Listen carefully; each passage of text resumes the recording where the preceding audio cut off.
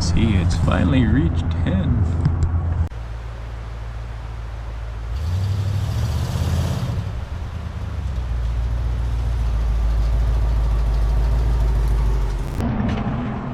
Bit of a truck update.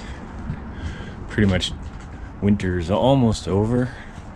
Time to open things up and see where everything's at. Installed the batteries back in it today. We're charging on the solar again, 13.1 at the moment. Looks like it's still charging hard, but I got everything joined up, so that makes it take a long time to charge things up. Solenoid's broken. I have to jumper the battery for the other side, but also haven't had it running. Just want to get sure batteries are charged up.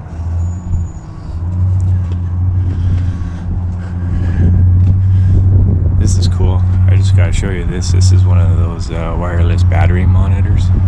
These old trucks, gauges aren't exactly the most accurate, so this is what I use.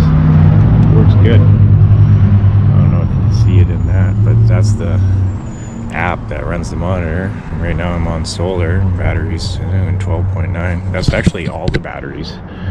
So this one's just on the end of the chain.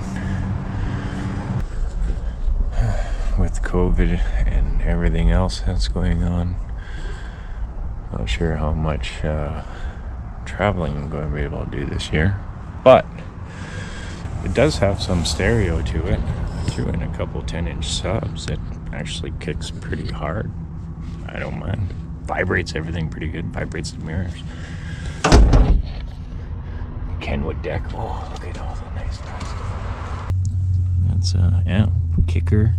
Kicks the subs. That amp kicks the front speakers and, well, just the inverter.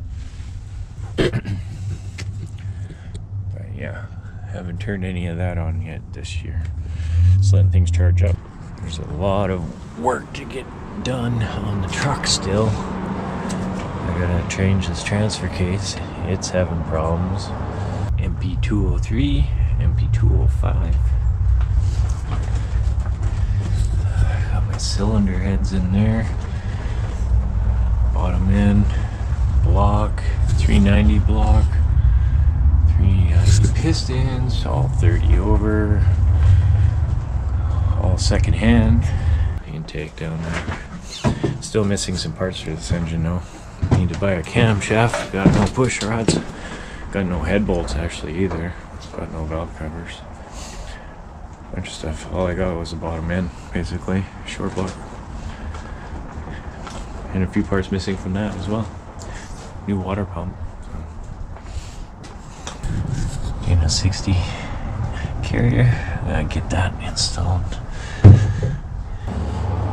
My brake seal is leaking out on the back wheel there, or seal or cylinder, one of the two. I had an e-brake problem, pull out on one of them. I'm gonna have to replace the e-brake cables. One of my undercarriage lights has quit. Yeah, front diff. It has broken teeth, so I'm gonna have to do something with that. If anybody's ever wondering about the tires, Nito Mud Grappler Extreme Terrain, which in Canada here means extreme terrain. 315/75R16. 16, why do you ask? Well, that's the conventional size for most rims and tires, and if I ever got to switch one, it's not that far out of range to throw a regular one on. They are only 34-inch-ish. Something to note, if you're ever doing this conversion up to 79 style springs or even newer style springs, these are the 79 shackles. They're actually longer than the original ones, which end up rubbing on the frame. So these 78, 79 shackles are longer shackles, which if you put the 2-inch lift in it, keeps your caster camber angle proper, pinion angle follows factory at that point. Not sure how many liters this fuel tank actually holds. It's a diesel tank from a 5-ton truck. Basically cut the end off and shortened it to fit inside the frame. And it gets me about 475 to 500 kilometers worth of range. Tow hook.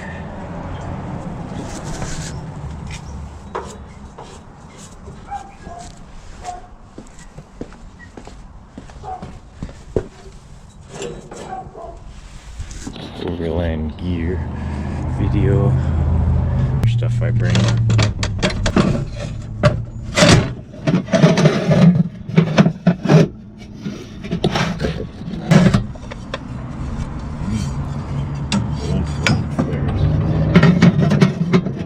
Road marker lights.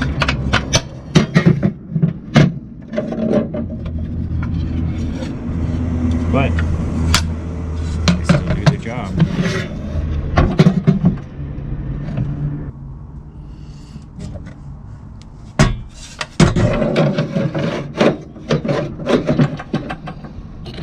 Other stuff I always can: chain, ball, hitch, strap.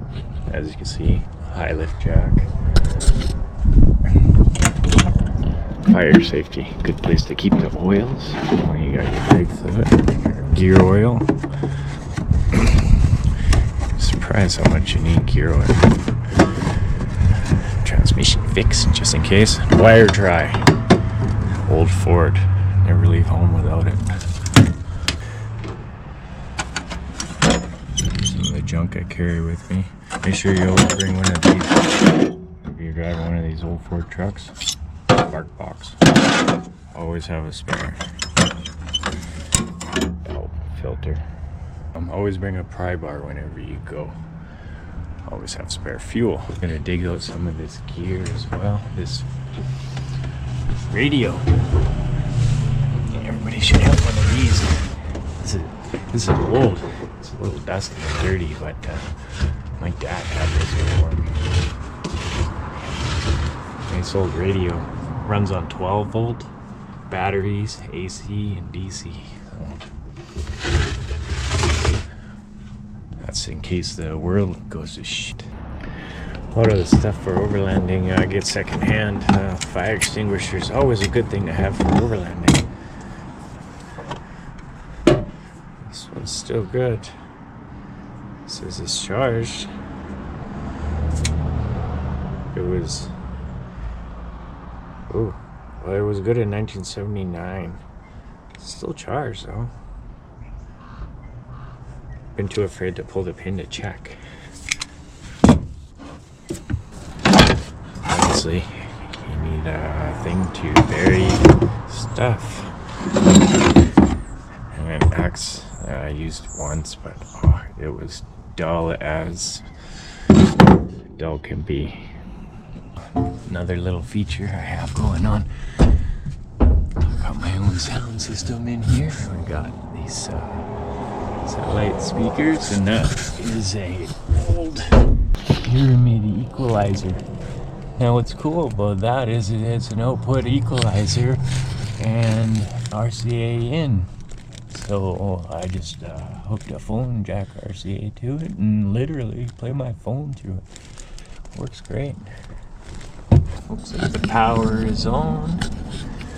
We're at 12 volts.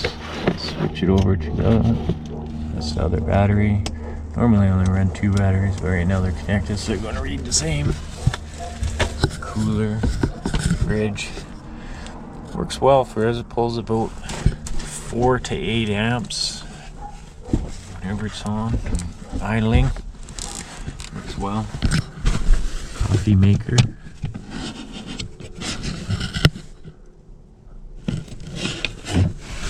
But I need to have better video and pull all this stuff out. Better clean it out. But anyways. Oh hey, this would be some fun. We're gonna have to try this out. And this is for helping you get unstuck, or for helping other people get unstuck. yeah, I guess apparently you just clamp it on the log and hook your cable up, and away you go. Should be a lot of fun. I use this to get out and clamp it to the tree, and away you go. Or drag a tree, or car, or boulder. It should be a lot of fun to drag things. Snatch blocks help drag things.